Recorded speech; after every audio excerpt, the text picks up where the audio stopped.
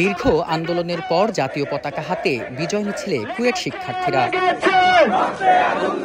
গত ফেব্রুয়ারিতে সহপাঠীদের ওপর হামলার প্রতিবাদে উত্তাল হয়ে ওঠে খুলনা প্রকৌশল ও প্রযুক্তি বিশ্ববিদ্যালয় কুয়েট। শিক্ষার্থীরা উপাচার্যের পদত্যাগ, রাজনীতি নিষিদ্ধ সহ ৬ দফা দাবি তুলে ধরেন। এক পর্যায়ে তারা ক্লাস পরীক্ষা বর্জন করে আন্দোলনে নামেন। ছাত্র রাজনীতি নিষিদ্ধ সহ বেশিরভাগ দাবি কর্তৃপক্ষ মেনে নিলেও আন্দোলন আরো শক্তিশালী হয়ে উপাচার্য পদত্যাগের এক দফায় রূপ নেয়, যা দাগ কাটে সারা দেশে। শিক্ষার্থীদের অনড় অবস্থানে এক ধরনের বাধ্য হয়ে উপাচার্য ও উপ উপাচার্যকে অব্যাহতি ঘোষণা সহ বেশিরভাগ দাবি মেনে নিয়েছে প্রশাসন। আর এমন সিদ্ধান্তে খুশি শিক্ষার্থীরা। রাজনীতিমুক্ত ক্যাম্পাস চান বলে জানান তারা। সেই সঙ্গে 18 ফেব্রুয়ারি হামলার ঘটনায় প্রকৃত দোষীদের বিচার দাবি করেন শিক্ষার্থীরা।